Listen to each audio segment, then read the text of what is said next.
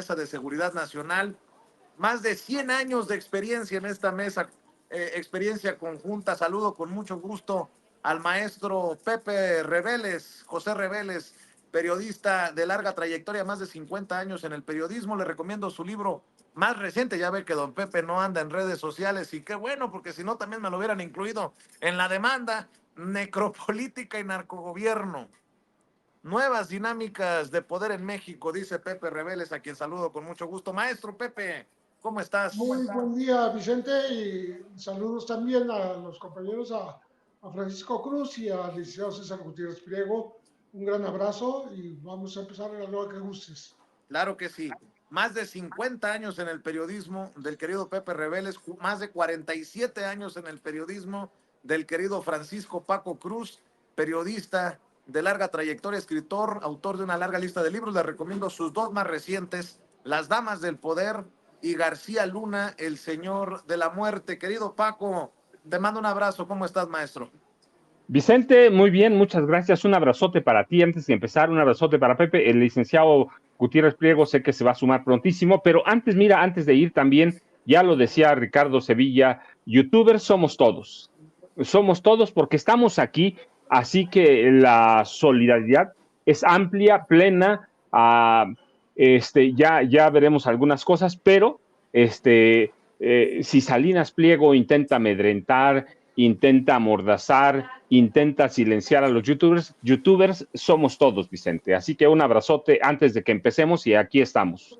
Gracias, mi querido Paco, el que anda trabajando desde muy temprano, precisamente porque le alerté de esta situación, es nuestro amigo, nuestro hermano, el abogado César Gutiérrez Priego, buscando cómo hacerle frente a esto también en Estados Unidos. Querido César, gracias por siempre estar, gracias por la amistad, gracias por la hermandad. Ya sabes que te quiero mucho, te respeto, te admiro. Ya también está listo para hablar sin censura. ¿Cómo estás, César? Muy bien, mi querido Vicente, ya estamos contactándonos con los abogados allá en California y obviamente es una demanda por terrorismo financiero y obviamente pues le vamos a hacer frente como debe ser, pero como dijo Paco, yo a lo mejor no soy youtuber, pero participo en estos espacios, pero soy tu amigo y jamás he negado a mis amigos y jamás los he dejado solos y aquí vamos a estar. Y bueno, pues tendremos que hacer lo que se tenga que hacer, mi querido Vicente, y por supuesto, saludo con mucho cariño y respeto a Paco y a Pepe, que siempre es un placer compartir con ellos este espacio. Así es, déjenme iniciar con polémica, si me permiten, porque Anabel Hernández reaparece en un video que circula en redes sociales, en estos espacios que tiene en diferentes lugares, como la Deutsche Welle o con Carmen Aristegui, y hace estas declaraciones en torno a lo que ella dice es una defensa del presidente del ejército. ¿Por qué defenderá al ejército? Dice en el caso Ayotzinapa, dice Anabel Hernández, quien desde mi punto de vista sigue perdida, sin brújula, pero al final es solamente mi opinión y es punto y aparte. Yo me enteré el sábado por la tarde que había salido publicado esto, lo leí con detenimiento. Recurrí a mis archivos, por supuesto, a lo que publiqué en la verdadera Noche de Iguala en 2016. Recordarás que fue motivo de una larga entrevista que me hiciste incluso ahí en Aristegui Noticias cuando hablamos de esto. Y hablé con muchos medios de comunicación sobre esas revelaciones que traía el libro. Y yo creo que hay, para mí en lo personal, tres cosas importantes que decir sobre esto, que no sé cómo podría llamarse, ¿no? Un resumen de especulaciones presidenciales, un resumen de conjeturas de un hombre que está terminando el poder y que se encuentra acorralado porque no cumplió una promesa principal que había dicho que iba a cumplir, que es resolver realmente y llevar ante la justicia, procesar a los responsables del caso Ayotzinapa.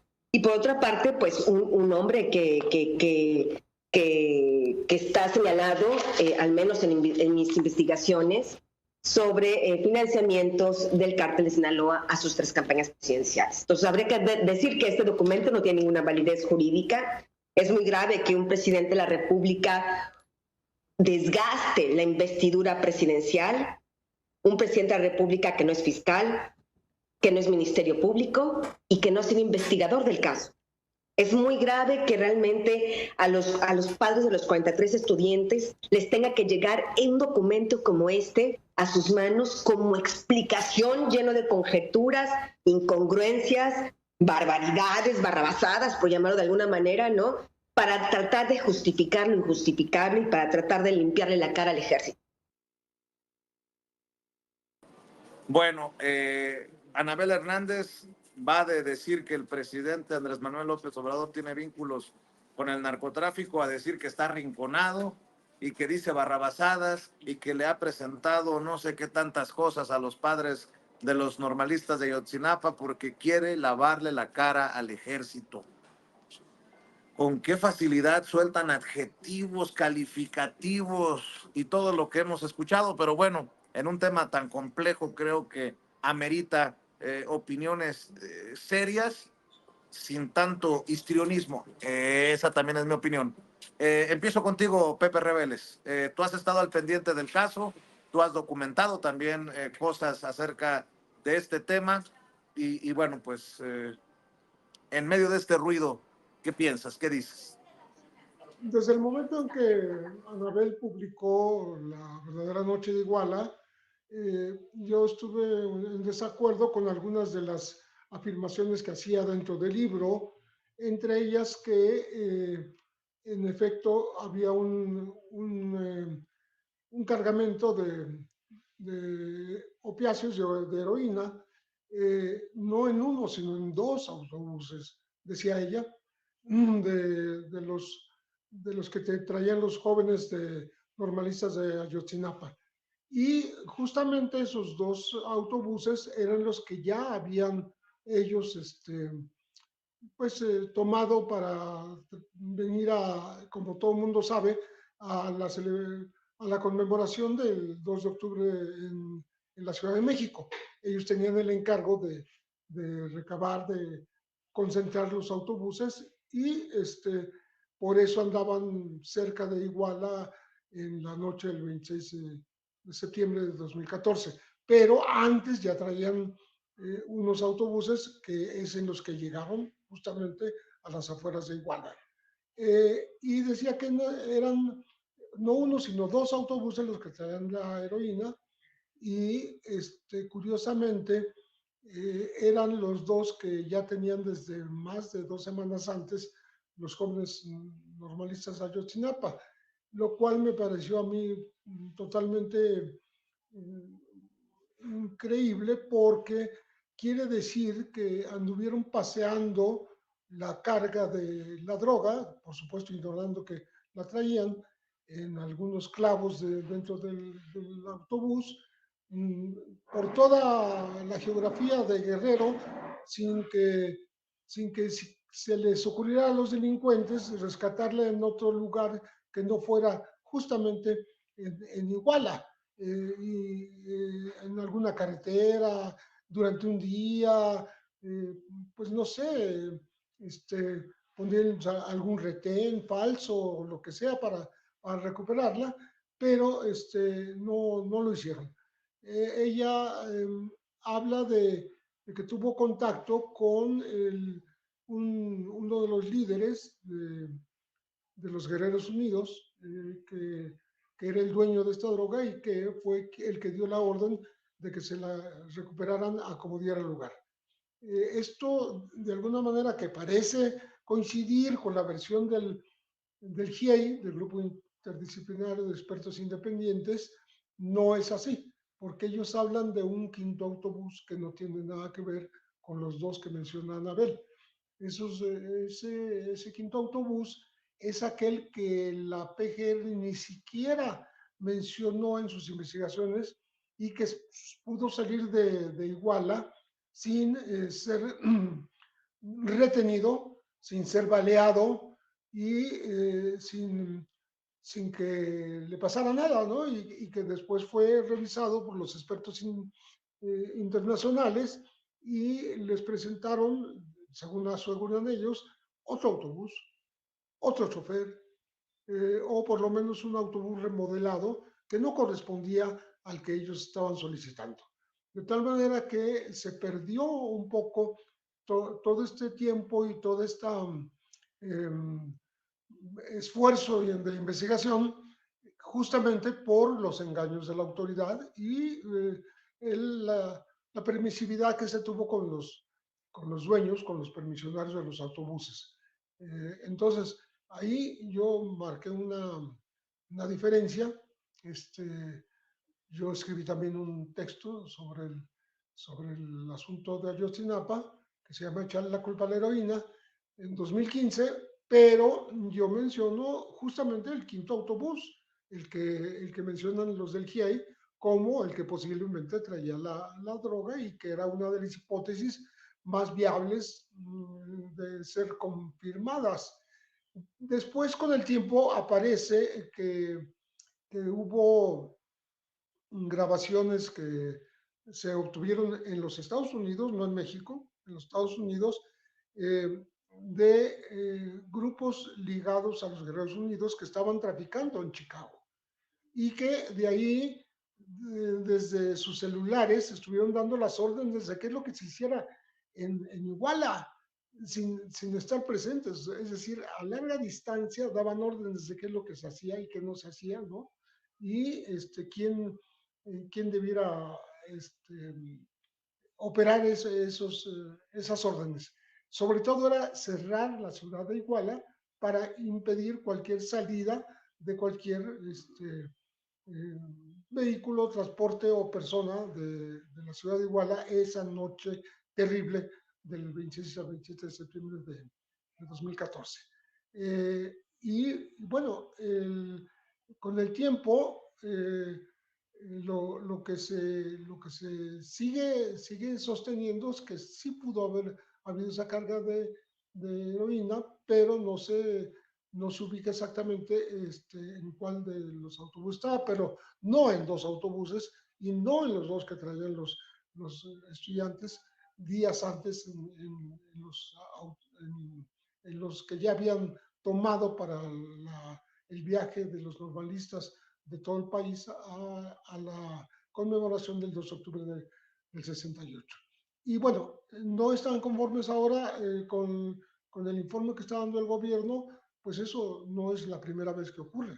En las últimas ocasiones no han sentido satisfacción por lo que el gobierno les entrega como resultados, pero el gobierno está haciendo su trabajo, no lo ha interrumpido, sigue buscando, sigue siendo prioridad encontrar los restos de los jóvenes porque se sabe que no existen ya, eso está totalmente admitido, y sigue habiendo una colaboración a distancia del grupo de expertos independientes que ayuda a que las cosas se hagan conforme a la ley, conforme a lo que exigen. Y en efecto, el ejército ha sido reacio para entregar algunos informes que pidieron tanto los padres como el grupo de expertos independientes, y eso lo sabemos. De hecho, han sido consignados algunos, los jueces han permitido que salgan a seguir el proceso en libertad, pero sí hubo una acción por parte del gobierno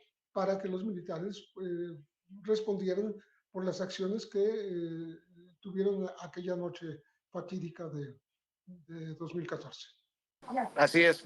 Mi querido Paco, también escucho tus comentarios, porque una cosa es que el ejército esté reacio a ciertas cosas, a aclarar ciertas cosas, y otra, como Anabel, a decir con el dedo acusador que Andrés Manuel López Obrador está protegiendo corruptos y que dice cualquier cantidad de adjetivos calificativos contra el presidente después de que se le haya desmoronado esto de que el presidente tiene vínculos con el crimen organizado. Ahora el presidente tiene intenciones de darle a tole con el dedo a los padres, de acuerdo a Anabel Hernández, de los padres de los normalistas desaparecidos de Ayotzinapa para proteger al ejército. Paco, te escucho. Vicente, Pepe, licenciado Gutiérrez Pliego, fíjate, yo lo voy a decir, como te lo dije hace como un año y medio, dos más o menos, te dije, estamos como a 1000 años luz o 50,000, te dije, de resolver el caso de Ayotzinapa, más o menos me acuerdo.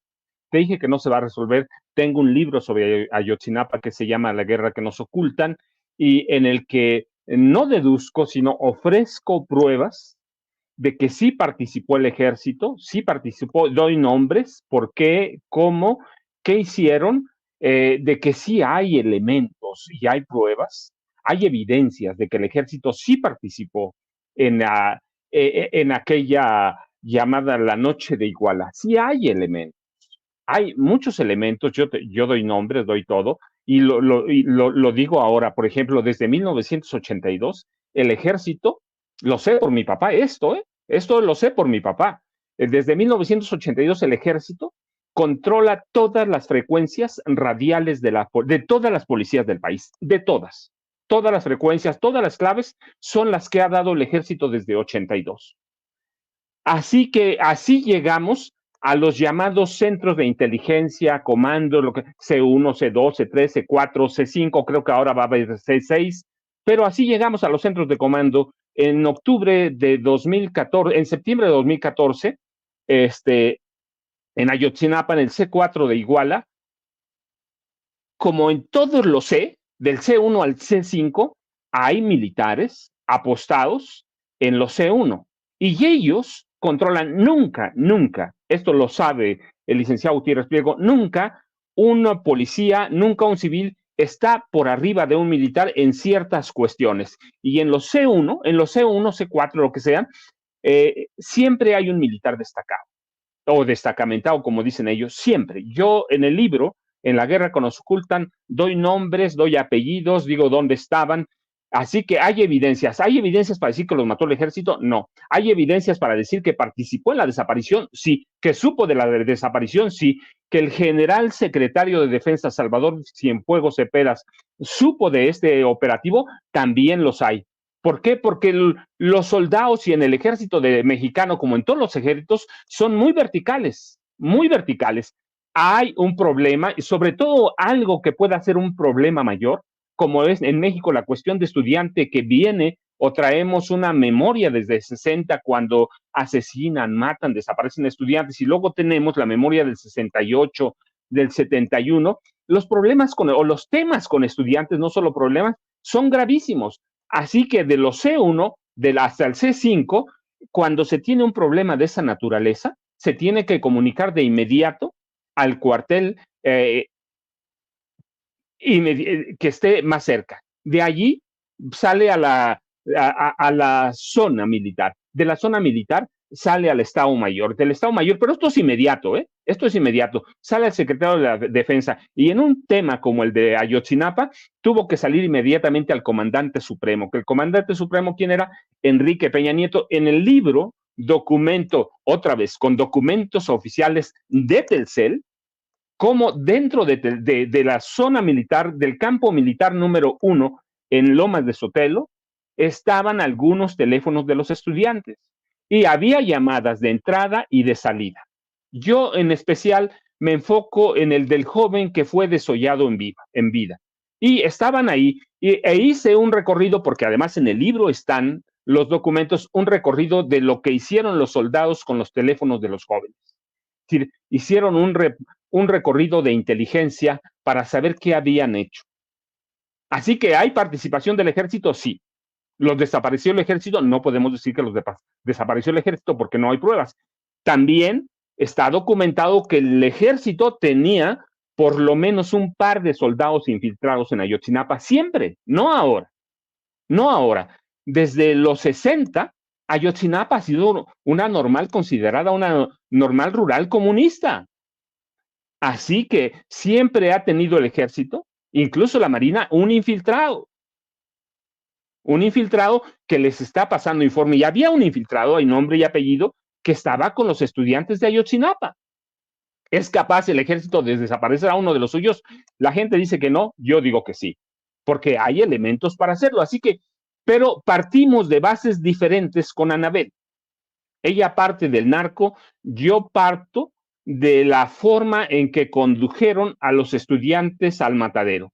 Así que tenemos formas distintas. Yo no vinculo al narcotráfico, que sí participaron, yo digo en el libro, participaron narcos, sí, participaron sicarios, sí, participaron soldados, sí, o militares, como quieran llamarles, participó la Marina, sí, participó participaron civiles, participó el Poder Judicial de Guerrero, sí, desaparecieron cintas, ahí están las cintas desaparecidas, y desaparecer un elemento de prueba, aunque tú creas que no tiene nada, eso es un delito y te convierte en parte de. Así que sí hay elementos de prueba para advertir o para afirmar que el ejército tuvo algo que ver en el operativo para desaparecer a los estudiantes. Hubo narcotráfico, ni ella, ya lo dice Pepe bien, no podemos probarlo. No podemos, pero sí podemos probar lo que yo te decía. Yo tengo todavía las hojas de Telcel, las sábanas de las llamadas de los estudiantes que salen del campo militar en Lomas de Sotelo al CISEN, y del CISEN a Lomas de Sotelo. Me podrían decir, bueno, ves que es una antena que está por ahí cerca, sí, pero no, están corroborados los datos. Están corroborados.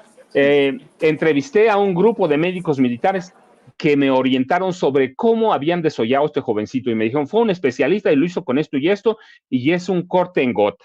Así que sí hay elementos, pero partimos de bases distintas. Ahora, eso es por un lado. Yo en el libro siempre dije, hay una conspiración de silencio. A Peña nunca lo van a acusar, al ejército nunca van a poder demostrarle nada, por varias razones. Uno, porque el GIEI, si bien es cierto que es una parte, para mí trabajó mal. Trabajó mal el GIEI. ¿Por qué trabajó mal? Porque todo el tiempo trabajaron bajo los lineamientos que le dio el gobierno de Enrique Peña Nieto. Y a estas alturas, bueno, yo lo conozco desde que era gobernador, pero en esa época, por ejemplo, los del GIEI a mí me parecían muy ingenuos porque se estaban dejando conducir o dejaban conducir su investigación por un gobierno que estaba inserto en la corrupción, que estaba inserto en las masacres, en matanzas, en el narcotráfico. Así que yo dije, no lo van a resolver. ¿Por qué? Porque le dieron tiempo a Enrique Peña Nieto de desaparecer pruebas, de sembrar evidencias, de desaparecer evidencias. Es decir, tuvo mucho tiempo el gobierno de Enrique Peña Nieto para hacer lo que quisiera hacer. Ahí tenemos a Cerón de Lucio, que lo pescaron los del GIEI sembrando evidencias en un río. Así que con la siembra de evidencias, con la desaparición de evidencias, con todo eso, con el tiempo que tuvieron, podemos decir son corruptos, son todo, pero no son tontos, Vicente.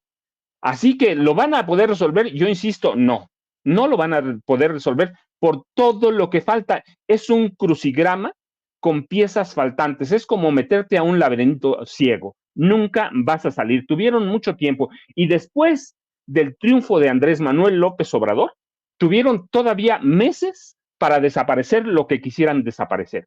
¿Es capaz el gobierno de Enrique Peña Nieto? Sí. ¿El gobierno se ha cerrado algunos documentos, expedientes? Sí, sí se ha cerrado. Por alguna razón, yo soy de la idea que ya hay antecedentes de que les permiten la entrada a algunos campos militares, algunas zonas militares. ¿Debían permitírselas? ¿Debían abrirle las puertas de zonas militares y bases militares? Claro que sí.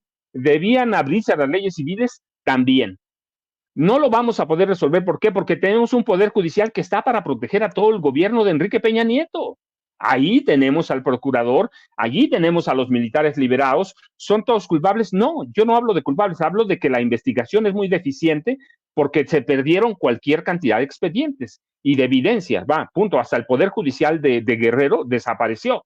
Así que para mí es un laberinto y es una rompecabezas con piezas faltantes. ¿Tiene el presidente la disposición, la voluntad política de resolverlo? Sí. ¿Va a poder resolverlo? No.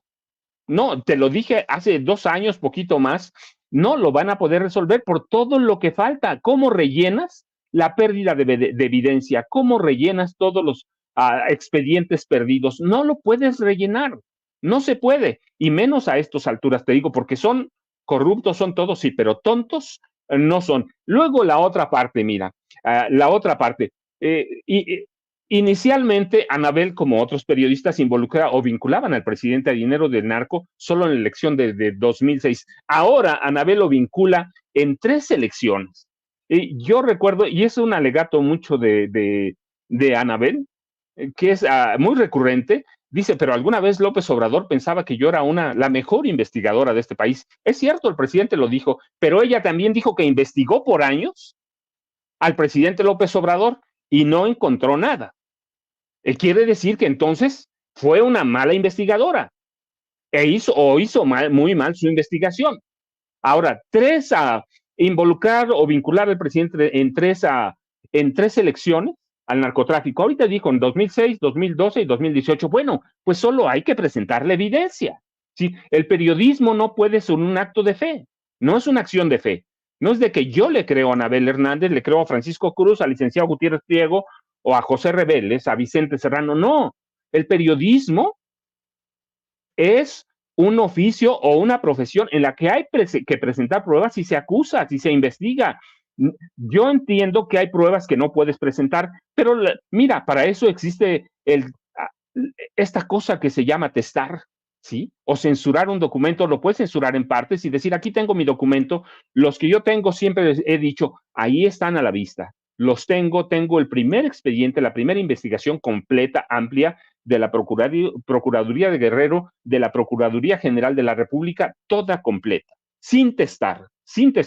Tengo los documentos de Telcel, de las llamadas, de los teléfonos de los estudiantes. Yo me enfoqué en el de Julio César Mondragón Fontes, el jovencito desollado. Me asesoré por médicos militares para que me dijeran si verdaderamente había sido desollado, se lo había comido la fauna. Así que te digo, para mí, ¿cómo puedes involucrar al presidente en tres actos de narcotráfico, en tres campañas distintas cuando lo investigaste por año? Me parece que, no me parece, mira, voy a decir, es claro que en algún momento, tengo las fechas concretas, 2009, 2010, crearon en Anabel a un monstruo. La verdad es esa, en Anabel, en Loret de Mola, en López Dóriga, en Raimundo Riva Palacio, crearon a un monstruo.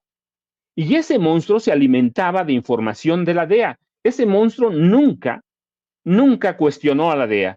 Nunca cuestionaron que esa DEA, por ejemplo, en México estaba inmersa de corrupción, que la dan a conocer hasta 2022.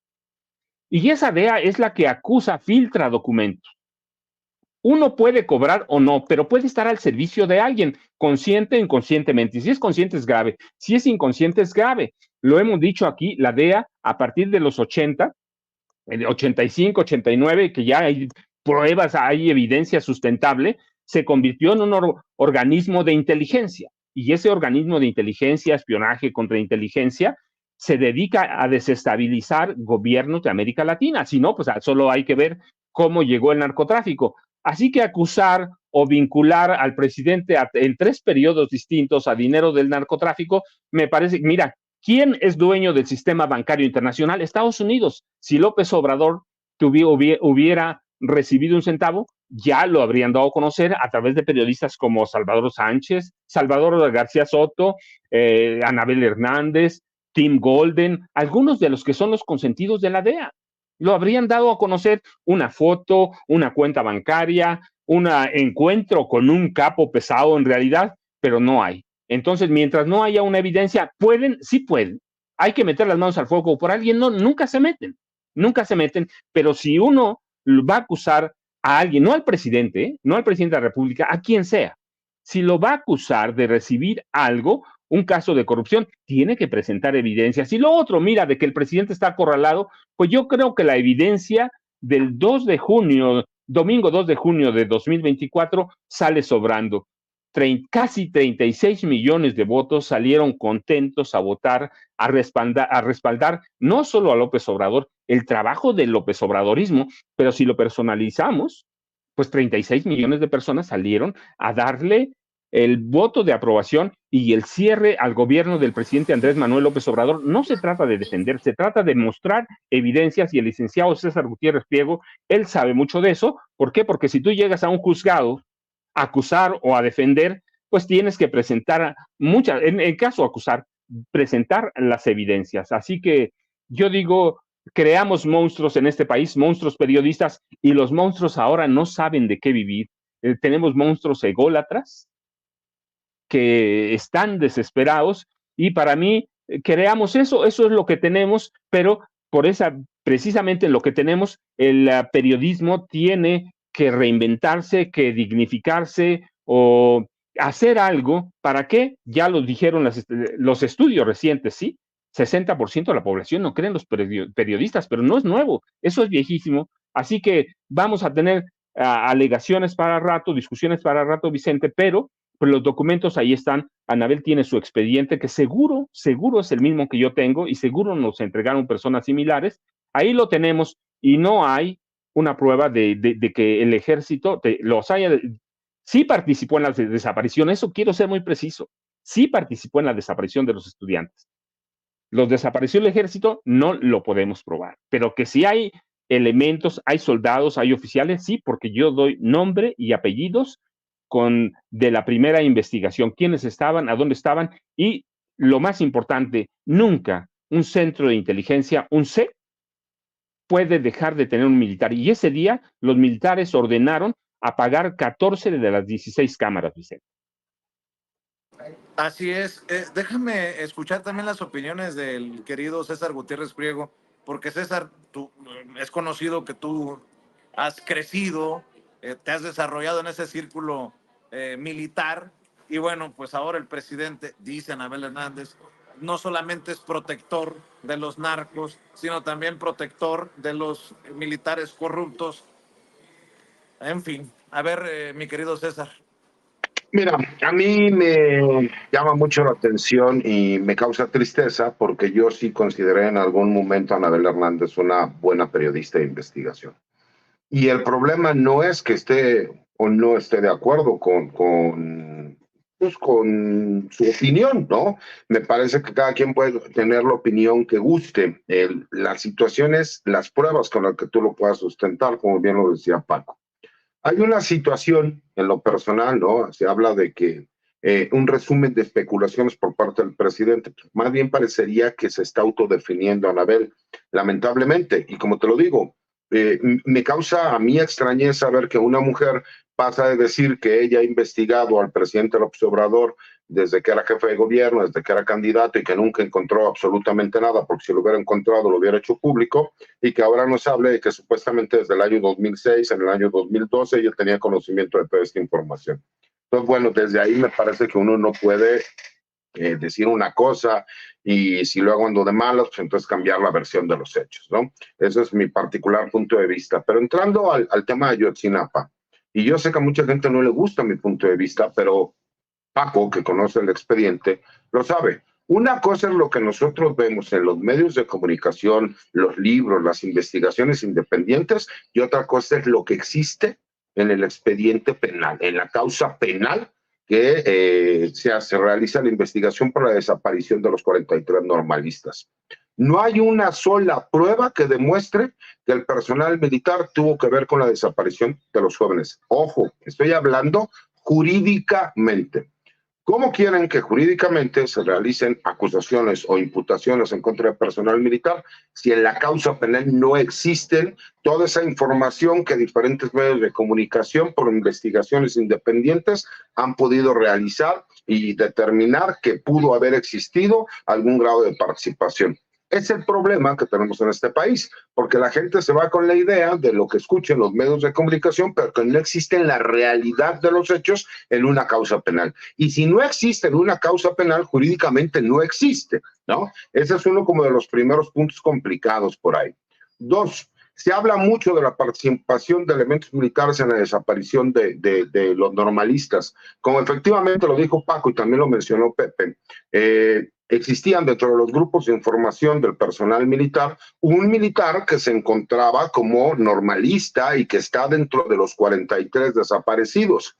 Es un hecho público que la gente lo sabe y que incluso su familia recibe una pensión por esta situación y que, pues por supuesto que el trabajo que él realizaba era dar la información a las autoridades militares sobre qué es lo que sucedía en la normal. ¿Por qué? Porque es cierto también, desde hace muchísimas décadas, en exclusivo, en el estado de Guerrero nunca ha habido muy buena relación entre el personal militar y algunas regiones del estado, ¿no? Por los abusos a derechos humanos que se dieron durante muchas décadas, pero en específico se tiene como que siempre un foco rojo en la normal rural de Ayotzinapa. Eso se conoce, se ha dado a conocer y es algo que es del conocimiento público.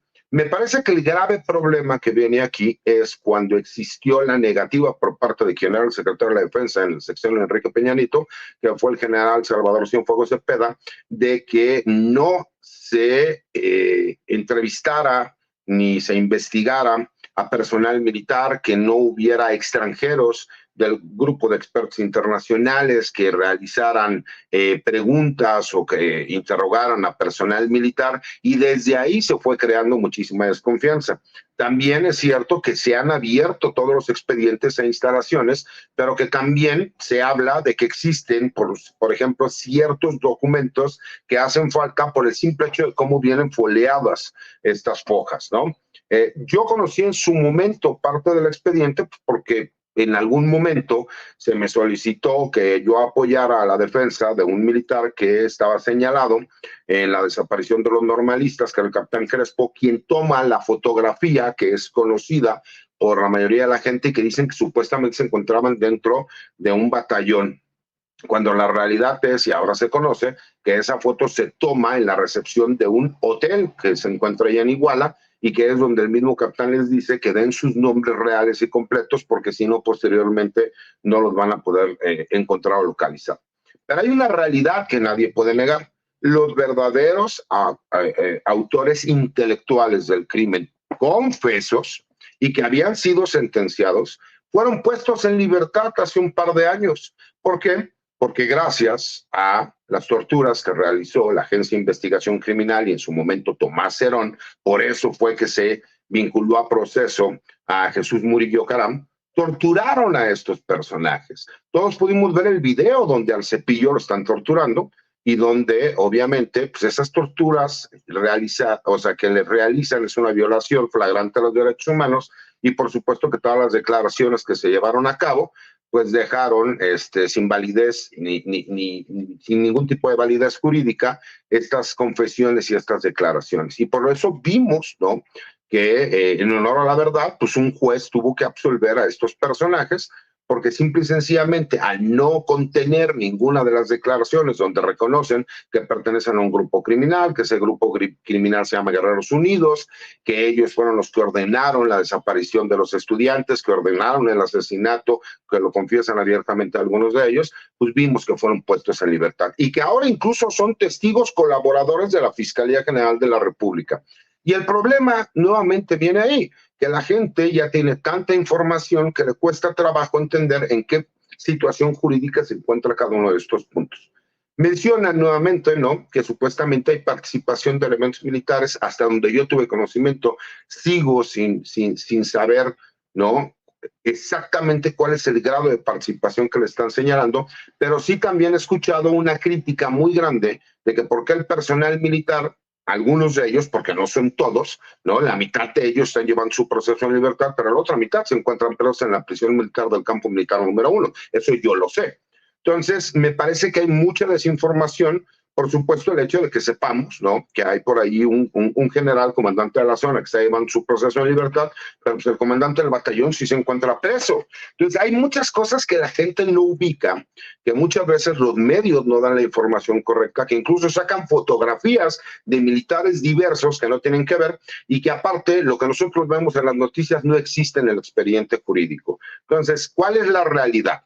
La realidad es que la Policía Municipal, junto con quien era en su momento el líder de Guerreros Unidos y los líderes de estos Guerreros Unidos que estaban también en Chicago, como bien lo comentó los compañeros, estaban dando las órdenes, ¿no?, y que estaban en contubernio con José Luis Abarca y con los jefes policíacos de 3 municipios, y que realizan la detención ilegal de estos jóvenes.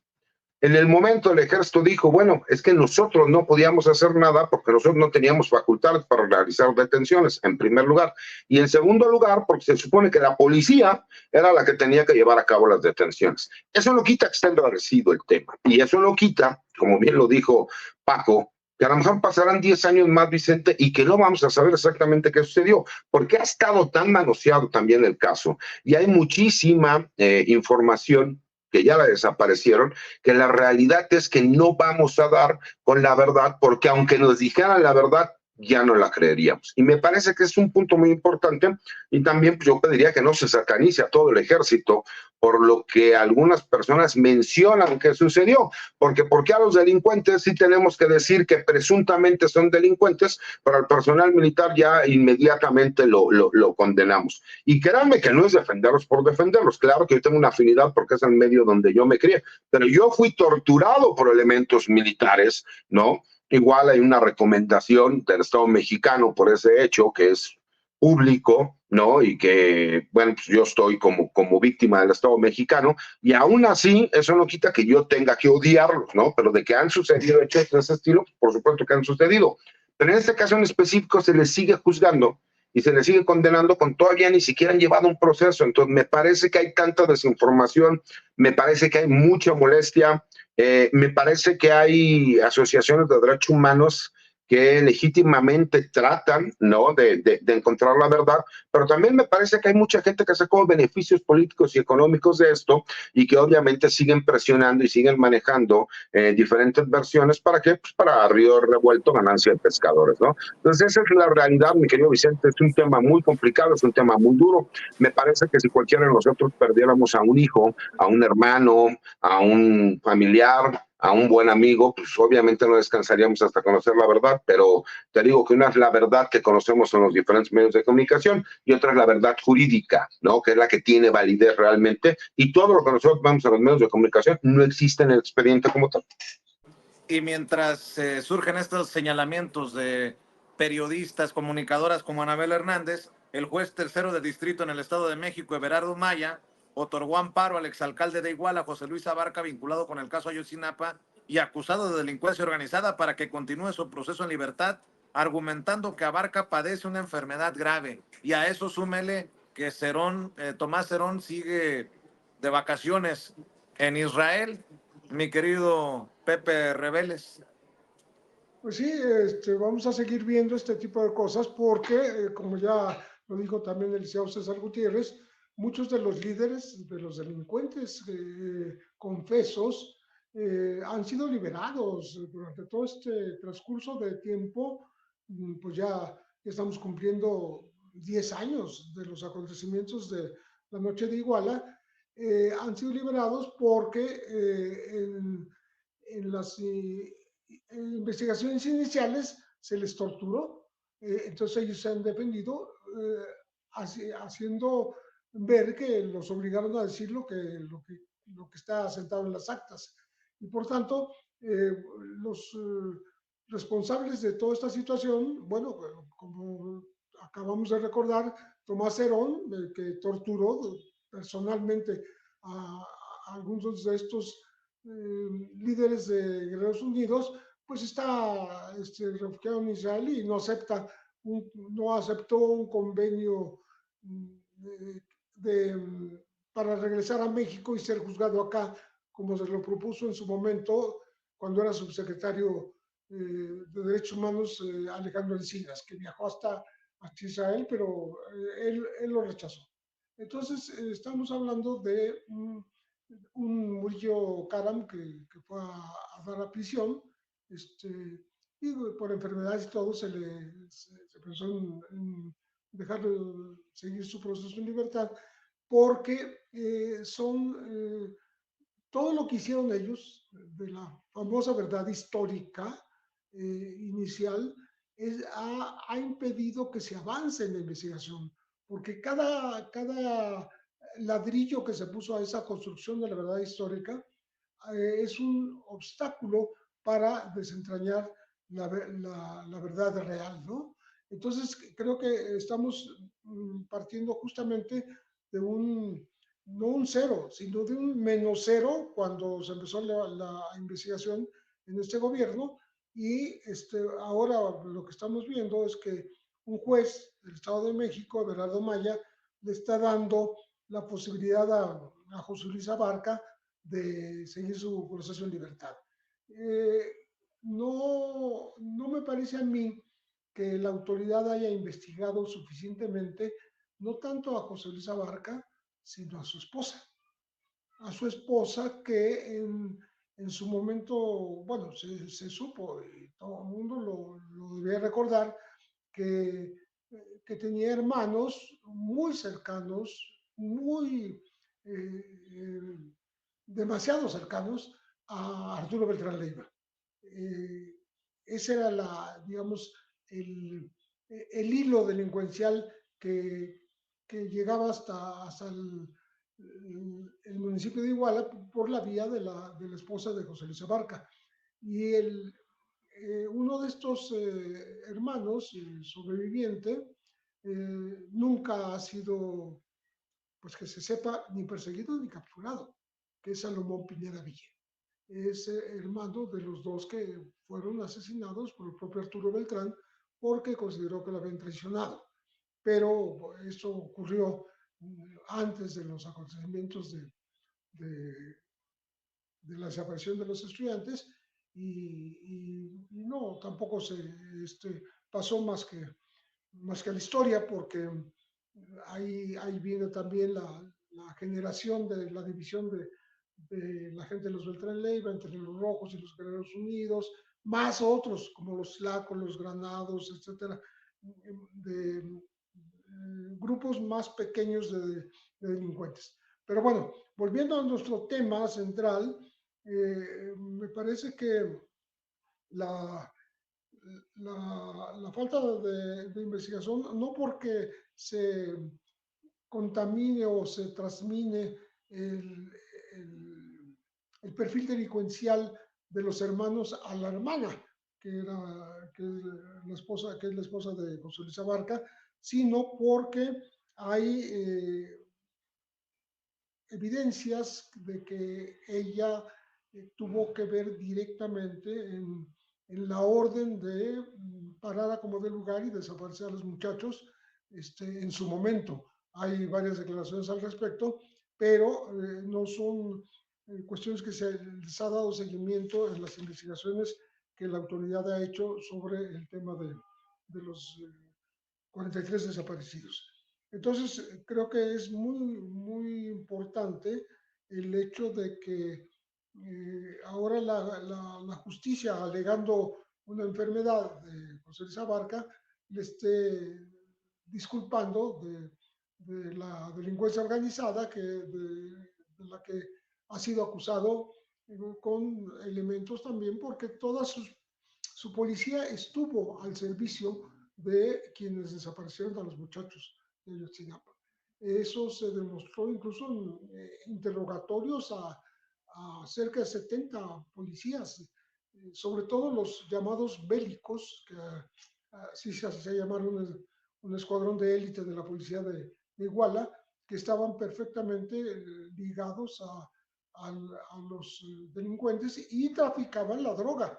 Eso yo lo menciono incluso en el libro que escribí, cómo supervisaban los policías y sus jefes, los bélicos, el paso de la heroína, porque pues tiene que transitar por esta zona terrible que pasa por Iguala y necesitan una autorización corrupta, una compra de voluntades por parte de la policía, y entonces había un retén que me acuerdo que quien lo declara en los papeles, que yo leí miles de páginas del expediente, se apellida Honorio Cruz, que era un viejo militar, pero que era policía, y que él dijo cómo se les permitía o se les ordenaba que permitieran pasar vehículos cargados con heroína. Todo eso quedó como a un lado de la investigación central y por supuesto no llegó a ninguna consecuencia. Entonces, creo yo que es muy relevante el hecho de que se le esté dando ahora este amparo a José Luis Abarca, porque pues lo que sigue es, continúa esta dotación de facilidades para gente que en el fondo sí estuvo detrás de la desaparición de los 43 y está confirmado en todos los expedientes. Así es, y mi querido Paco, déjame también preguntarte sobre el caso Biden, la renuncia de Biden. la virtual llegada como candidata del Partido Demócrata por la presidencia de Estados Unidos de la vicepresidenta Kamala Harris y lo que significa para México en cooperación contra las drogas, contra el tráfico de armas y el peligro siempre latente de que lleven a la práctica lo del discurso racista, beligerante, bélico, alucinante de Donald Trump y los republicanos, mi querido Paco.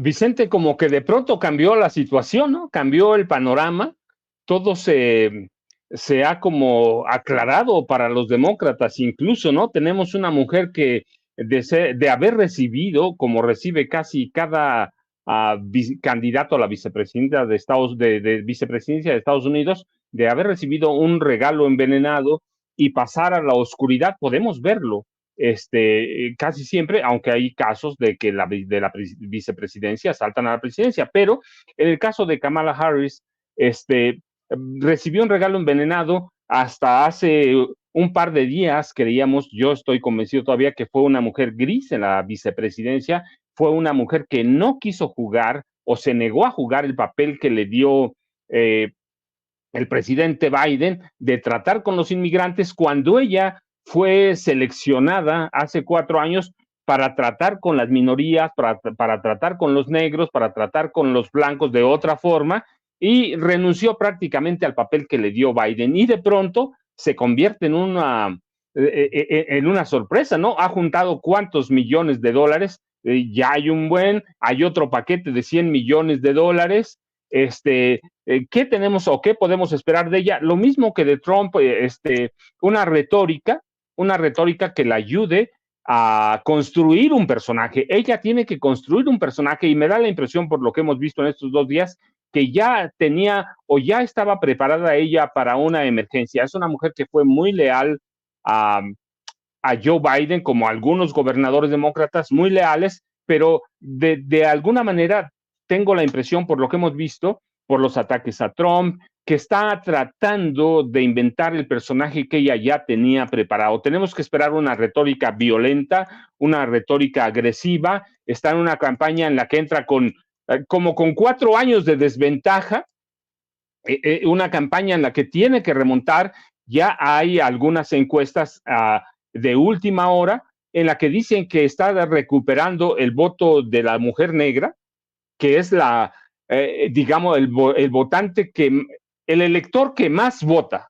Está recuperando el voto de los negros, el voto de los jóvenes, es decir, que de pronto da la impresión de que si tiene todo el respaldo de los donantes económicos, que todos son potentados o magnates, como que sí le puede dar la vuelta a Donald Trump. Lo va a poder hacer, y yo digo, tenemos que esperar. Bueno, en agosto son la Convención Nacional Demócrata, ya tiene asegurados el número de delegados que necesita para ser candidata, entonces tenemos que esperar un papel agresivo, una retórica, incluso contra México. ¿Qué va a hacer si llegara a ganar? Lo mismo que Trump, cambian la retórica porque las condiciones geopolíticas son diferentes, porque su papel ya va a ser diferente. Lo hemos dicho aquí, México en los últimos años se convirtió en el primer socio comercial de Estados Unidos. México es clave para enfrentar al mercado chino. México es clave para muchas cosas. Es la entrada a América Latina o la puerta de entrada de los inmigrantes para América Latina. Pero es candidata, y los candidatos en campaña en Estados Unidos, tú, Vicente, lo sabes, son agresivos, necesitan serlos, y sobre todo cuando tienes a un rival enfrente que es desgraciado y que aprovecha cualquier debilidad. Ya lo había hecho Trump en un par de semanas atrás, como que ya él también lo tenía presente.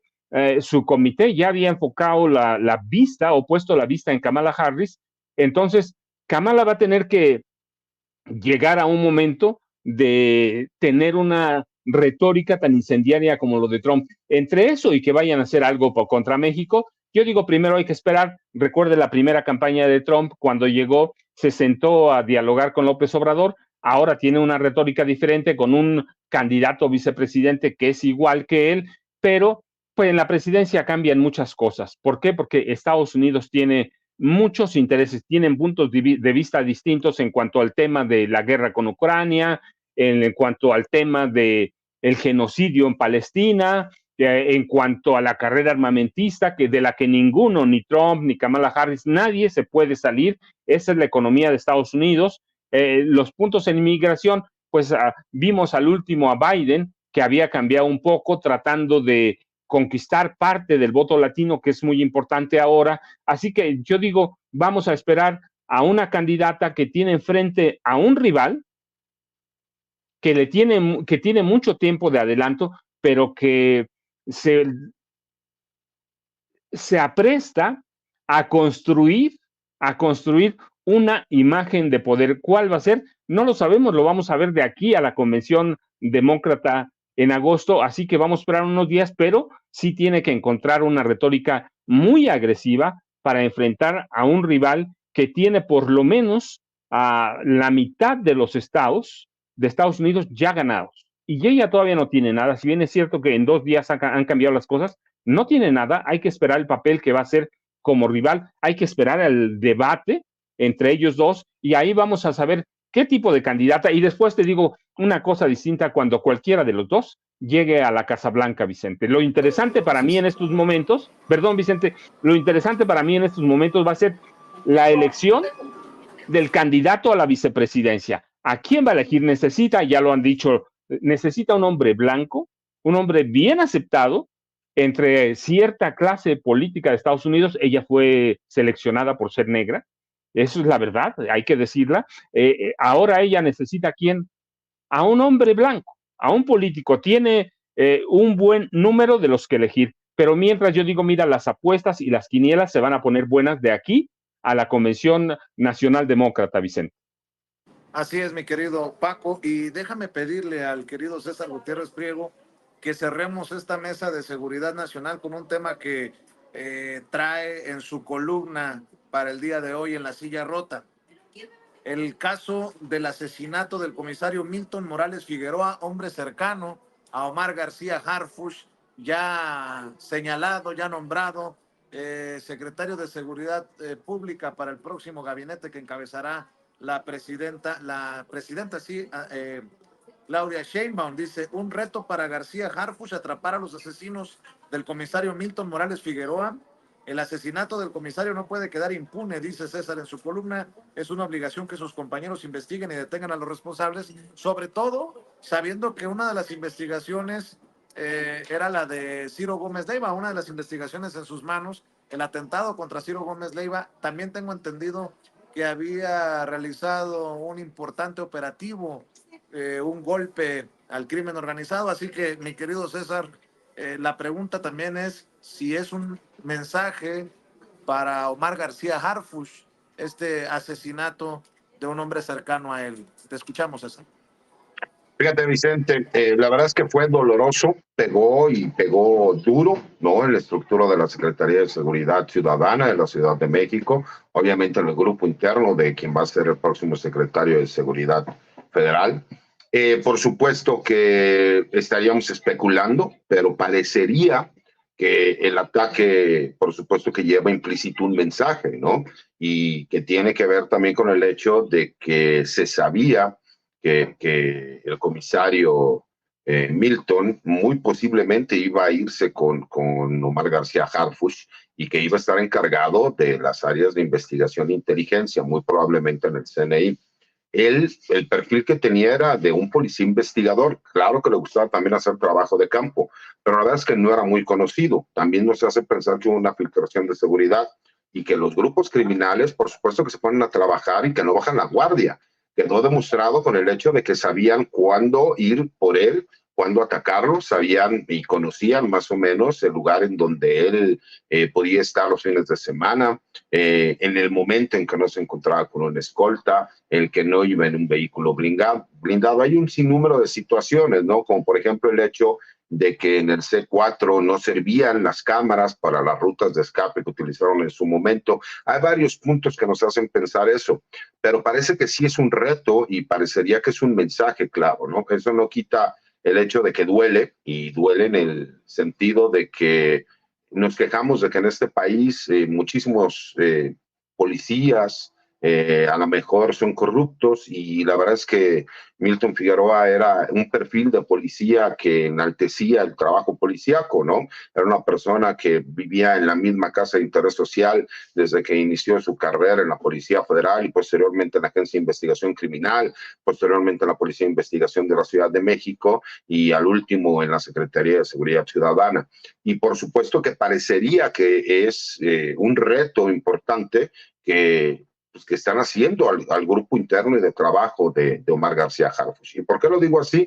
Porque sabemos que por el tipo de operación y de trabajo con la información que se tiene conocimiento hasta ahorita y sin filtrar ningún dato que no se haya hecho público, pues fue un trabajo de un grupo criminal que tiene la infraestructura como para hacer un seguimiento de un jefe policíaco, saber el momento en que podía estar vulnerable, que curiosamente, yo conozco bien Coacalco, el lugar en donde sucede el hecho, a 2 cuadras hay un módulo de la policía y a cuadra y media está la Fiscalía, bueno, una de las oficinas, una agencia del Ministerio Público de la Fiscalía General del Estado de México.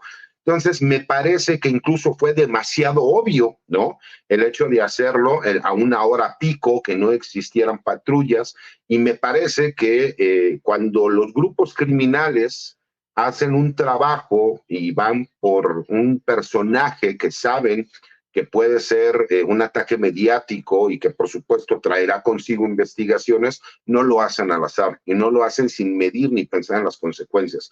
Entonces me parece que también se está viendo que los grupos criminales se están preparando en lo que saben que está por venir. Saben que se van a enfocar en ir en contra de todos estos grupos criminales, no solo los grandes grupos con presencia a nivel nacional, sino también en los grupos regionales, que son los que más terminan afectando a la ciudadanía, aquellos que realizan extorsión, el cobro de piso, el robo, el homicidio, todos esos grupos que afectan día con día a la sociedad. Y me parece que ellos a su vez también están retando ya a quien va a ser el secretario de Seguridad y Protección Ciudadana al ir por una persona tan cercana y hacerlo de forma tan directa. ¿Por qué?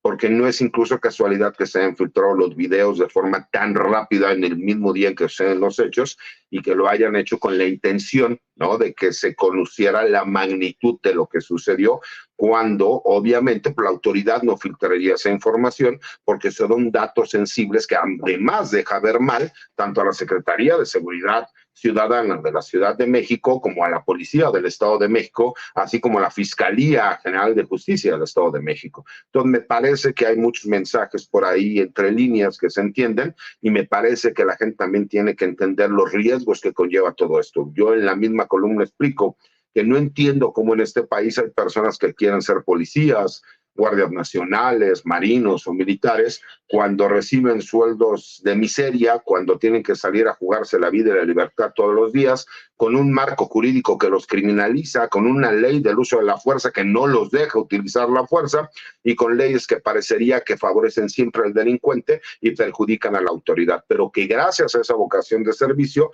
es que tenemos todavía esperanza porque en realidad somos más los buenos y la verdad es que duele y duele mucho que un policía como Milton haya perdido la vida en un artero y cobarde ataque que terminó en su asesinato. Querido César, miren, queridos compañeros, acabamos de perder desafortunadamente la comunicación con el queridísimo Vicente Serrano. Estaba en los intercambios al estar ahí en el aeropuerto. Se estará reportando unos momentos más, pero yo quiero agradecerles a nombre del equipo de Sin Censura, primero su apoyo, su solidaridad con nosotros en medio de esta pues demanda que ya está revisando, de hecho, César con sus colegas acá en los Estados Unidos. En segundo lugar, por una mesa tan interesante de la que rescatamos tantos planteamientos extremadamente fuertes. Y bueno, pues estábamos contigo, César. ¿Qué te parece que nos compartes tus redes sociales para que la gente se ponga en contacto contigo? Claro que sí, Toño. Mira, la cuenta que yo utilizo personalmente es mi X, anteriormente Twitter, que es @CésarGutiPri. Todos los martes escribo una columna de opinión en La Silla Rota. Los jueves hago una videocolumna para el blog de información militar y seguridad nacional Campo Marte. Y obviamente todos los martes en esta mesa de seguridad nacional, que siempre es un placer estar con grandes maestros como Pepe y como Paco. Y les mando un abrazo y agradecido siempre con la oportunidad de convivir con ustedes. Los agradecidos somos nosotros. Ahí tiene usted a nuestro querido amigo, al especialista en Derecho Penal, Derecho Militar y Seguridad Nacional, el abogado César Gutiérrez Priego. Vamos de atrás para adelante. Paco, también muchas gracias. Por favor, compártenos tus redes sociales para que la gente se ponga en contacto contigo. Toño, un abrazote para ti, un abrazote para Pepe, otro para el licenciado Gutiérrez Priego. Yo, ya sabes, @Paco Cruz Jiménez en X, antes Twitter, Francisco Cruz Jiménez en Facebook, y la verdad es que yo aprendo con los dos, así que gracias, Toño, aquí estamos. Hasta la próxima. Gracias a ti, Paco, y tiene también el escritor y periodista, el queridísimo Francisco Cruz. Maestro Reveles, el maestro Reveles, José Reveles, no tiene redes sociales, pero bueno, siempre estamos recomendándole a usted sus libros y obviamente le agradecemos por su pues muy importante y enriquecedor comentario aquí en Sin Censura, maestro.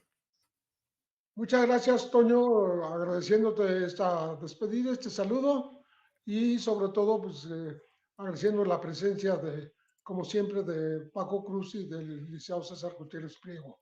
Hasta la próxima. Hasta la próxima, y tiene usted al maestro José Reveles, periodista y escritor, también aquí en Sin Censura. Y bueno, le pido al equipo